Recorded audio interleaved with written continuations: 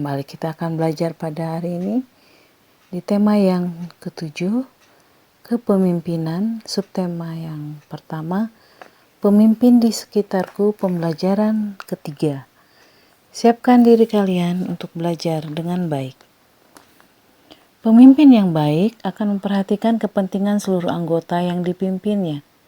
Pemimpin yang baik juga akan selalu mengajak anggotanya berbuat baik. Ayo membaca. Pak Abdi. Pemimpin yang baik adalah orang yang mau terus belajar dari siapa saja. Sebagai ketua RT yang dicintai warganya, Ibu Erika banyak belajar dari Pak Abdi. Beliau seorang lurah Kampung Palapa yang letaknya bersebelahan dengan Kampung Sehat Melati. Seperti banyak orang lainnya, Ibu Erika terinspirasi atas keberhasilan Pak Abdi menggalang warga untuk menjaga kehidupan beragama dan kerukunan beragama. Seperti yang dirasakan oleh Ibu Erika hari ini, ketika menghadiri undangan peringatan Hari Kemerdekaan di Kampung Palapa, Ibu Erika mendengarkan pidato Pak Abdi. Warga Kampung Palapa, sudah lebih dari 68 tahun negara kita berdiri mandiri, merdeka dari penjajah. Setiap tahun kita berkumpul merayakannya bukan tanpa tujuan. Aneka lomba dan kegiatan makan bersama adalah bentuk syukur kita atas kebebasan untuk hidup berkarya dan ungkapan terima kasih kita atas jasa para pahlawan yang berjuang untuk kemerdekaan ini.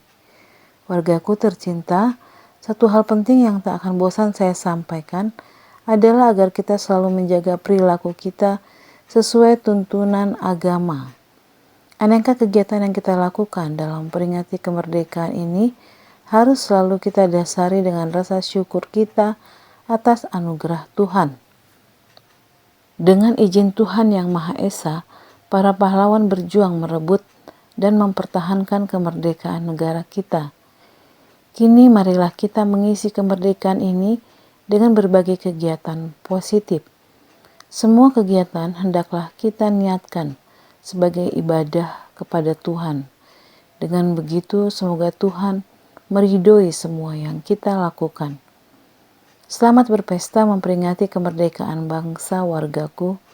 Semoga Tuhan Yang Maha Esa selalu melindungi dan menuntun langkah kita. Semoga desa kita semakin maju. Semoga seluruh warga semakin makmur dan bahagia.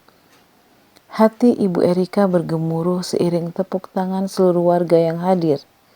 Sekali lagi Pak Abdi memberinya inspirasi.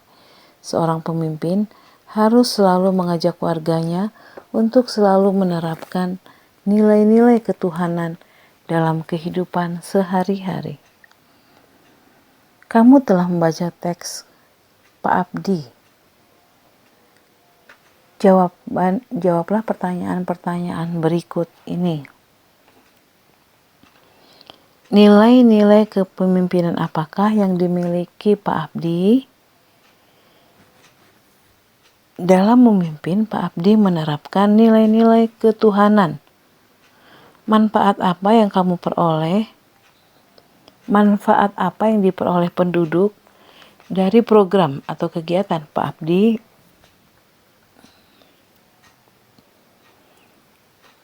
Hidup rukun, aman, damai, dan tentram. Apakah Pak Abdi sudah mengajak penduduknya mengamalkan nilai-nilai ketuhanan dalam kehidupan? Jelaskan. Sudah, Pak Abdi mengajak warganya agar menjaga perilaku sesuai tuntunan agama. Apa yang dapat kamu teladani dari Pak Abdi? Yang dapat diteladani dari Pak Abdi adalah bijaksana dan taat agama. Berdasarkan jawabanmu, buatlah tulisan tentang Pak Abdi tersebut. Kamu juga dapat menggambar sosoknya sesuai imajinasimu. Pak Abdi, pemimpin yang bijaksana. Agar tidak timbul perpecahan, beliau mengajak warganya menjaga kerukunan sesuai norma-norma agama dan mengajak untuk selalu bersyukur. Pak Abdi seorang yang pintar dan berjiwa sosial tinggi karena sangat memperhatikan kepentingan warganya dengan pendekatan yang dapat diterima lingkungan sekitarnya. Pak Abdi menunjukkan penerapan nilai ketuhanan dalam masyarakat. Apa sajakah bentuk-bentuk penerapan nilai ketuhanan dalam kehidupan sehari-hari? Ayo membaca. Berikut adalah nilai-nilai yang terkandung dalam sila ke-1 Pancasila, yaitu ketuhanan yang Maha Esa. 1. Percaya dan takwa terhadap Tuhan yang Maha Esa. 2. Mengembangkan sikap hormat menghormati dan bekerja sama antar pemeluk agama dan penganut kepercayaan yang berbeda-beda terhadap Tuhan yang Maha Esa. 3. Membina kerukunan hidup di antara sesama umat beragama dan kepercayaan terhadap Tuhan yang Maha Esa. 4. Agama dan kepercayaan terhadap Tuhan yang Maha Esa adalah masalah yang menyangkut hubungan pribadi manusia dengan Tuhan yang Maha Esa. 5. Mengembangkan sikap saling menghormati, kebebasan menjalankan ibadah sesuai agama dan kepercayaan masing-masing. 6. Tidak memaksakan suatu agama dan kepercayaan terhadap Tuhan yang Maha Esa kepada orang lain. Ayo berdiskusi. Identifikasilah penerapan nilai-nilai ketuhanan itu dalam kehidupanmu sehari-hari. Tuliskan pendapatmu mengenai pelaksanaan kehidupan beragama di lingkungan sekitarmu. 1. Selalu beribadah setiap hari. Membantu orang yang membutuhkan, taat kepada orang tua, belajar dengan giat, selalu bersyukur, menjaga kesehatan. Semua itu berdasarkan nilai-nilai agama. 2. Pendapat mengenai pelaksanaan kehidupan beragama. Pelaksanaan kegiatan keagamaan di lingkungan saya sangat baik dan terjaga, saling menghargai perbedaan dan saling tolong-menolong. Negara kita menjunjung penerapan nilai-nilai ketuhanan. Bagaimana hubungan kita dengan negara lain? Negara kita berperan aktif dalam kerjasama antar negara, misalnya dengan negara-negara ASEAN. Perhatikan gambar peta negara-negara Asia Tenggara di bawah ini. Nah, setelah kalian perhatikan, jawablah pertanyaan-pertanyaan berikut. Negara apa saja yang masuk dalam wilayah Asia Tenggara? Indonesia, Malaysia, Filipina, Singapura, Laos, Vietnam, Brunei, Myanmar, Timor Leste, Thailand, dan Kamboja. Negara apa saja yang masuk sebagai anggota ASEAN? Indonesia, Malaysia, Filipina, Singapura, Laos, Thailand, Kamboja, Vietnam, Brunei, Myanmar. Apa sumber daya yang menjadi keunggulan tiap negara ASEAN? Indonesia, rempah-rempah, beras, kelapa sawit, minyak bumi, gas alam, kopi, hasil laut. Myanmar, beras, gas alam, emas, karet. Singapura tidak memiliki sumber daya alam. Brunei, minyak dan gas alam, kelapa sawit. Kamboja, beras, ubi-ubian, dan karet. Thailand, ubi-ubian, kayu, beras, gas alam. Malaysia, beras, minyak bumi, gas alam, karet. Vietnam, minyak bumi, gas, batu bara, besi. Laos, hasil pertanian, tambang. Filipina, padi, tembaga, emas, perak, biji besi. Apa produk yang dihasilkan dan diekspor oleh tiap negara anggota ASEAN? Ke negara mana produk tersebut diekspor? Indonesia, kelapa sawit, beras, kakao, kopi, teh, cengkeh, batu bara. Singapura, mesin industri, pakaian, komponen elektronik. Kamboja, pakaian, sepatu, karet, tembakau, kedelai.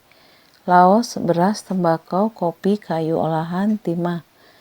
Myanmar, kayu jati, minyak bumi, batu permata. Vietnam, produk kelautan, minyak mentah, beras, kopi. Thailand, beras, sayuran. Brunei, tekstil, minyak bumi, gas.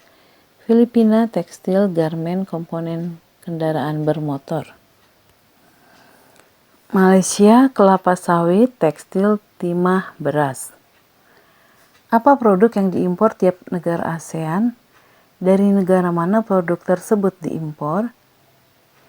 Indonesia impor beras dan jagung dari Thailand. Thailand impor peralatan elektronik, besi, dan baja dari Jepang. Brunei impor mesin, produk baja, besi, perangkat. Brunei impor mesin, produk baja, besi, perangkat elektronik dari Amerika. Malaysia impor kayu dan pakaian jadi dari Myanmar. Kamboja impor peralatan pertanian dan bahan bakar dari Thailand dan negara lain. Apa peran Indonesia dalam bidang ekonomi di ASEAN? 1. Mendukung terbentuknya Masyarakat Ekonomi ASEAN atau MEA. 2. Melakukan kerjasama di sektor industri, salah satunya ASEAN Aceh Fertilizer Project. 3. Indonesia sebagai salah satu pelopor dan pendiri organisasi kerjasama ekonomi antar negara. 4. Ikut serta berperan dalam lumbung padi ASEAN. 5. Tuan rumah KTT ASEAN.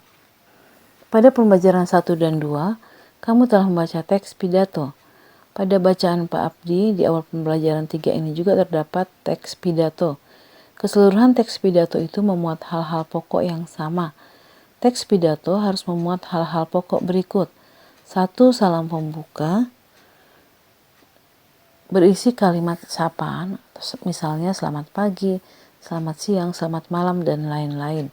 2. Pendahuluan, yaitu memaparkan topik permasalahan yang akan dibahas.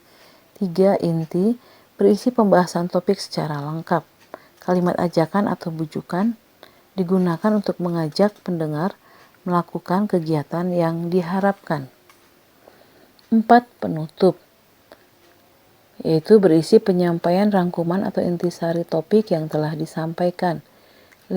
Salam penutup, berisi kalimat salam penutup seperti terima kasih. Demikian pembelajaran yang dapat Ibu sampaikan pada hari ini. Semoga anak-anak Ibu memahaminya. Tetap semangat belajar di rumah. Salam sehat.